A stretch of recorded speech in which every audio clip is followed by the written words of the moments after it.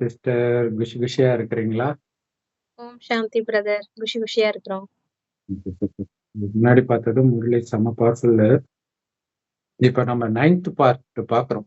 26 26/1/1970 முரளியில 9வது பார்ட் பெரிய முரளி. ஸோ இன்னைக்கு முடிக்க போறோம். அதுல பழைய இதுக்கு முன்னாடி பார்ட்ல வந்து ரொம்ப சூப்பரானது. மாயை கண்டு நீங்க பயப்படக்கூடாது, மாயா தான் உங்களை கண்டு பயப்படணும் அத சொல்லியிருப்பாரு. அடுத்தது வந்து எக்ஸாம்பிளா மாறினீங்கன்னா தான் நீங்க எக்ஸாம்ல பாஸ் ஆக முடியும். இது சமீபமா கூட வந்துச்சு முரளியில. படைப்பை பார்த்து பயப்படக்கூடாது, படைப்பவரோட குழந்தைகள் தானே சக்திசாலி அப்படின்னு சொல்லியிருப்பாரு. குறிப்பா கடமைக்கேன்னு கடமையை பண்ணுங்க. உடம்பு தான் அங்க இருக்கணும், புத்தி அங்க இருக்கக்கூடாது அப்படின்னு சொல்லியிருந்தார். அது ஒரு சம பாயிண்ட். எப்படி பிடிக்காத ஒரு விஷயத்த பேசினா கேட்டும் கேட்காம இருப்பாங்களோ அந்த மாதிரிதான் நீங்க இருக்கணும். அதை சொல்லியிருப்பாரு. வாயுமண்டலத்தை நீங்க மாத்தணும். மாஸ்டர் சர்வசக்திவான்ல ஒரு ஊதுபத்தியே மாத்துது, உங்களால மாத்த முடியாதான்னு. ஓகே சிஸ்டர், நம்ம இன்னைக்கு இது பார்ப்போம். பாபா சொல்றாங்க,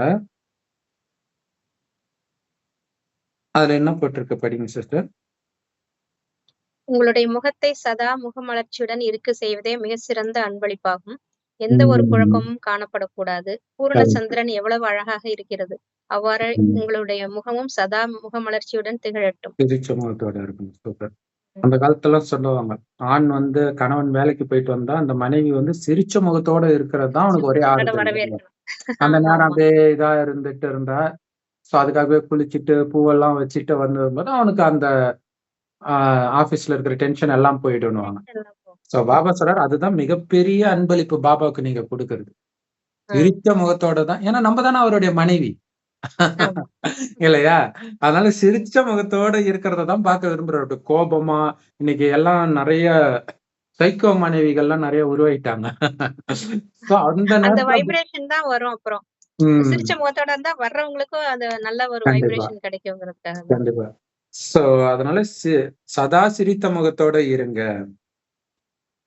கவலையுடைய அம்சம் கூட இருக்கக்கூடாது உங்க முகத்துலன்றார். ஏன்னா உள்ள கொஞ்சம் இருந்தாலும் அது வெளியில தெரிஞ்சிடும். அது இருக்கக்கூடாதுன்றார். எப்படி முழு நிலவு, பௌர்ணமி நிலவு அவ்வளவு அழகா பாக்குறதுக்கு இருக்குது, அந்த மாதிரி இருக்கணும்ன்றார். ஆக்சுவலா பெண்களின் முகத்தை வந்து பௌர்ணமி நிலவோட ஒப்பிடுவாங்க. நிறைய பாட்டு வரும் அந்த மாதிரி. அப்படி உங்களுடைய முகம் இருக்கணும்ன்றார். அதாவது உங்களுடைய முகம் எப்படி ஜொலிக்கணும்னா, அவங்களுடைய அதாவது பாக்குறவங்களுடைய உண்மையான ரூபம் உங்க முகத்தை பார்த்து அவங்களுக்கு தெரியணும்ன்ற. என்னை கண்டவன் பிதாவை கண்டான் அப்படின்ற மாதிரி முதல்ல நம்ம முகத்துல பாபா தெரியணும். அந்த மாதிரி நம்ம நடத்தை இருக்கணும். அதே மாதிரி அவங்கள பார்க்கும்போது நானும் இப்படித்தானே இருந்தேன் அப்படின்னு தெரியணும். ஆக்சுவலா நமக்கு அழகா இருக்கிறவங்கள பிடிக்கிறதுக்கு காரணமே நம்ம ஒரு காலத்துல அப்படி இருந்தோம். நம்ம முகத்தை தான் நம்ம பாக்குறோம் அங்க. கடவுள் பாட்டுலயே வரும், அந்த குனித்த புருவமும் கொவ்வை செவ்வாயில் புன் சிரிப்பும் அப்படின்னு ஒரு பாட்டுல எல்லாம் கூட வரும் இல்லையா? சிவனை பற்றி புகழ்ந்து பாடும் போதே அந்த தோற்றத்தை அப்படி சொல்லுவாங்க. குமிழ் சிரிப்பு அப்படிம்பாங்க. அந்த புன் சிரிப்பு தான். அதே மாதிரி இன்னைக்கு சிவானி தீதி வந்து உலக அளவுல நம்பர் 1 ஆன்மீகவாதி லிஸ்ட்ல இருக்கிறதுக்கு காரணமும் அந்த சிரிச்ச முகம். அது எல்லாரும் பார்க்கும்போது நம்ம ஒரு காலத்துல இப்படி இருந்தோன்றதுதான் புடிச்சு இழுக்குது அவங்களை.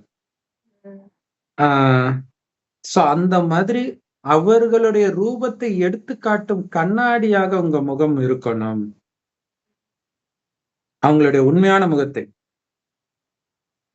பல ஆத்மாக்களுக்கு அவங்களுடைய முகத்தை உங்க முகம் காட்டணும்ன்ற இல்லையா? ஆத்மஸ்வரூபத்துல இருந்தா என் முகமும் இப்படிதான் இருக்கும் அப்படின்னு அவங்க உணரணும். அதுக்கு நீங்க இப்ப பல கோடி மடங்கு பாக்கியசாலி ஆகணும், மகா தானி ஆகணும். அதாவது இடைவிடாமல் சக்திகளை, குணங்களை, ஞானத்தை, சுபபாவனையை கொடுத்துக்கிட்டே இருக்கணும். அப்படி ஆகணும். ஏன்னா நீங்க கருணை நிரம்பிய தந்தையுடைய குழந்தைங்க. அனைத்து ஆத்மாக்களின் மீது உங்களுக்கு கருணை இருக்கணும். இதுதான் முக்கியமான விஷயம். கருணை நிரம்பியவருடைய குழந்தை அப்படின்னா கருணை நிரம்பியவர். எத்தனை பேருக்கு கருணை கொடுத்தாலும் கருணை குறையல பாபாவுக்கு. அந்த மாதிரி நீங்களும் அனைத்து ஆத்மாக்களின் மீதும் கருணை கொண்டவரா இருக்கணும். அப்பதான் நீங்க அவரோட குழந்தை. அப்பாவுடைய குணம் இருந்தா தானே நம்ம அப்பா குழந்தைன்னு சொல்ல முடியும். இப்ப பாத்தீங்கன்னா ஒரு விலங்கு இருக்குது அப்படின்னா, இப்ப செடியே பாத்தீங்கன்னா அது ஏதோ ஒண்ணு சொல்லுவாங்க, கிராஸ் பண்ணுவாங்க. இந்த நல்ல குணமும் இன்னொரு குணத்துடைய நல்ல குணமும் சேர்ந்து அதுல தெரியணும். அப்பதான் இது அதுல இருந்து வந்ததுன்னு சொல்ல முடியும். இல்லையா? அப்ப நான் கடவுளுடைய குழந்தைன்னு எதை வைத்து சொல்றோம்? எல்லாருமே அதே தானே சொல்றாங்க, கடவுளுடைய குழந்தைன்னு. அப்ப எங்களை பார்த்தா அவருடைய குணம் தெரியணும், அந்த நறுமணம் வீசணும் அப்படி சொல்றாரு. சோ மெயின் கருணை தான். கடவுள்னாலே கருணை தான். இன்னைக்கு மனிதர்கள் யாரெல்லாம் கடவுளுக்கு ஈக்குவலா நினைக்கிறாங்களோ, வள்ளலார், இயேசு எல்லாமே அந்த கருணையை வச்சுதான் அப்படி நினைக்கிறாங்க.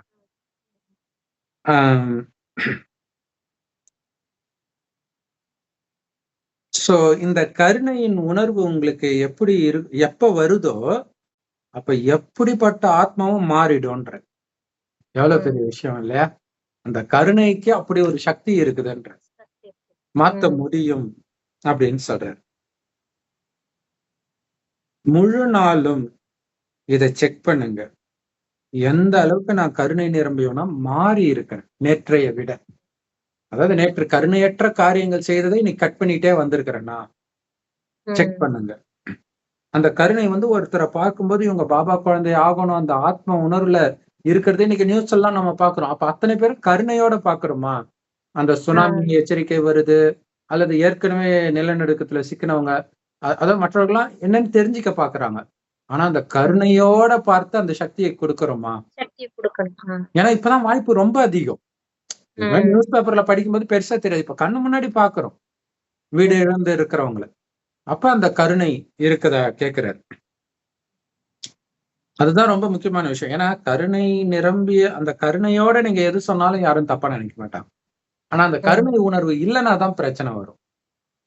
அதுக்காக தான் பாபா மெயினா பெண்களை முன்னாடி வைக்கிறது. அவங்களுக்கு இயல்பாகவே ஆண்களை விட கருணை இருக்கும் அப்படிங்கிறதுக்காக. சோ அப்ப நான் எந்த அளவுக்கு கருணை நிரம்பியனா ஆயிருக்கிறேன்னு செக் பண்ணுங்க. எத்தனை ஆத்மாக்கள் மீது நான் கருணை வைத்தேன்னு செக் பண்ணுங்க. இல்லையா? நாள் முழுவதும் ஃபர்ஸ்ட் ஆத்மாவா பாக்குறது ஒண்ணு, அந்த ஆத்மாவின் மீது கருணையோட பாக்குறது ஒண்ணு. அதை செக் பண்ணுங்க. ஏன்னா மற்றவர்களுக்கு சந்தோஷத்தை கொடுக்கறதன் மூலமாக உங்களுடைய சந்தோஷம் தான் அதிகமாகுது. அஞ்ஞானிகள் யாரோ சொன்னாங்க சமீபமா, கொடுத்து பாருங்க அந்த சந்தோஷமே தனி அப்படின்ட்டு. அவங்க அந்த காசு கொடுக்கறத வச்சு சொல்றாங்க. ஆனா கருணை, ஏன்னா காசு எல்லாருக்கும் எத்தனை பேருக்கு கொடுக்க முடியும்? ஆனா அத்தனை பேருக்கும் கருணையை கொடுக்க முடியும். அதை கொடுக்க முதல்ல நீங்க சந்தோஷத்தில் நிரம்பியவராக இருப்பீங்க அப்படின்னு பாபா சொல்றாரு. அந்த கருணையின் மூலமாக அவங்க சந்தோஷத்தின் அதிர்வலை பரவ செய்யும் போது அவங்களுக்கு சந்தோஷத்தை கொடுக்கிறோம். ஆனா முதல்ல சந்தோஷத்துல நாம தான் நிரம்புறோம். ஏன்னா நிரம்பிதானே கொடுக்கிறோமே. இங்க எல்லாமே கொடுப்பதுதான் அடைவதே. அங்க 71 பிறவிக்கு அடைவதே இப்ப கொடுக்கறதன் மூலமா தான். சாக்கார முரளியில எல்லாம் அததான் பாபா சொல்லியிருப்பாரு, கொடுத்துக்கிட்டே இருங்க. இப்ப கூட பாத்தீங்கன்னா இன்னைக்கு முரளியில பாபா சொல்றாரு, நீங்க கொடுக்குறீங்கன்னா அங்க பல கோடி மடங்கு உங்களுக்கு பலன் கிடைக்குது. அப்ப ஏன் கொடுத்ததையே நினைச்சிட்டு இருக்கிறீங்க? அந்த பற்றிலே ஏன் இருக்கிறீங்க அப்படின்னு சொல்றாரு. ஒரு பொருளா திருப்பி நினைக்க கூடாது, கொடுத்தோம் அப்படிங்கறத யோசிக்க கூடாது. அப்ப அதோடைய பலன் போயிடுதுன்றது. அப்ப நம்ம கொடுக்கறதே அங்க பலனுக்கு. அப்ப அந்த பலனையே பார்த்துட்டு இருங்க. அதுக்குதான் சொர்க்கத்தையே பார்க்க சொல்றாரு. ஏன்னா நம்ம இங்க கட்டிக்கிட்டு இருக்கிறோம், கொடுக்க அங்க உருவாக்கிட்டு இருக்கு. அதை பார்த்துக்கிட்டே இருங்க. அதை பார்க்க நம்ம அங்க போயிடும். ஆனா ஷாஜஹான் அவரு மும்தாஜி கட்டின தாஜ்மஹாலை பார்த்துக்கிட்டே இருந்தாராம். கடைசியில அனைத்தையும் இழந்துடுவார் இல்லையா?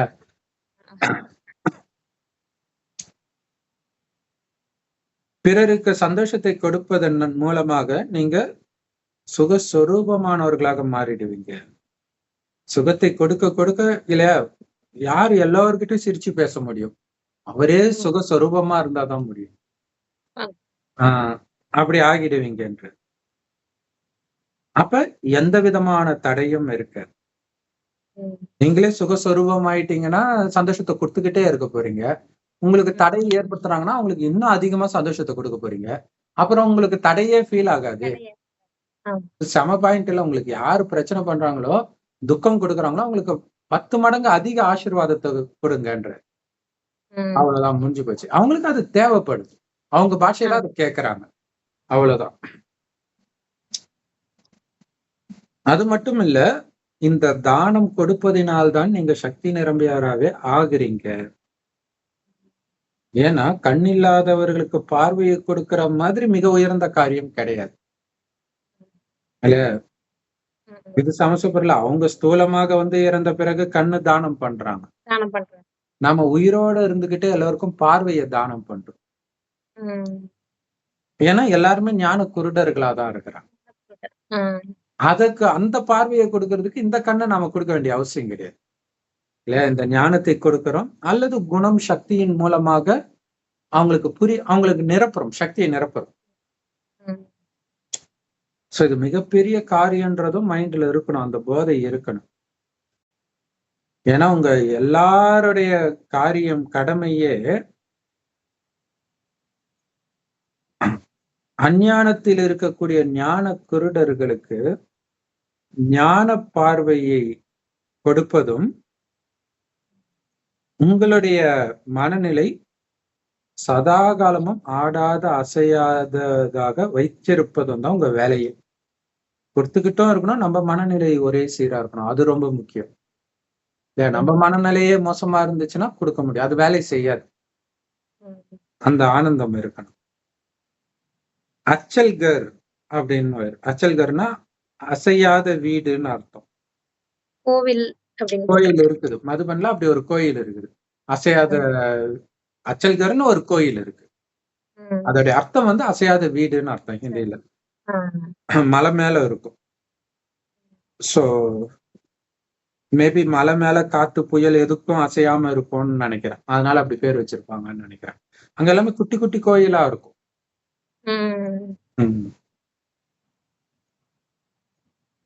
அந்த அச்சல்கர் வந்து குழந்தைங்களுடைய மனநிலையின் நினைவார்த்தம் தான். என்ன ஆனாலும் சிரிச்ச முகம் மாறாம அமைதியா இருக்கிறது தான் அங்க தைரியம். தைரியம் வச்சாதானே அது இருக்க முடியும். எதை பத்தியும் கவலைப்படாம பாபா பாத்துக்குவாரு, நீங்க மேல போயிட்டீங்கன்னா வீண் எண்ணம் வராது. அப்ப குழப்பம் வராது, பயம் வராது, கோபம் வராது, கவலை வராது. ஆனா இங்க இருக்கிற விஷயத்த பாத்துக்கிட்டே இருந்தீங்கன்னா அது சார்ந்த எண்ணங்கள் உருவாயிடும். முடிஞ்சு போச்சு. அதுக்குதான் பாபா சொல்றாரு, உடம்பு இங்க இருக்கட்டும், ஆத்மா மேல இருக்கட்டும், புத்தி மேல இருக்கட்டும், இங்க இருக்க வேண்டான்ற. இங்க இருந்தா மாட்டிக்குவோம். எப்படி பாபா சதா ஒரே சீரான மனநிலையில தானே இருக்கிறாங்க பாப் தாதா, அதே மாதிரி குழந்தைங்க கூட ஒரே சீரான மனநிலையில் எப்பவுமே இருக்கணும். என்ன ஆனாலும் அதான் முக்கியமான விஷயம். கம்முன்னு இருக்கும்போதே அந்த அமைதியும் ஆனந்தமும் இருந்துச்சுன்னா மட்டும்தான் பிரச்சனை வரும்போதும் அப்படி இருக்கணும்ன்ற ஞாபகமே வரும். இல்லைன்னா வராது, மாட்டிக்கும். சோ அதுல கவனம் கொடுக்கணும். சோ அது எப்ப சாத்தியம்? அந்த ஒருவரோடு மட்டும் புத்தி இணைக்கப்பட்டு இருந்தால் மட்டுமே ஒரே சீரான மனநிலை சாத்தியம்.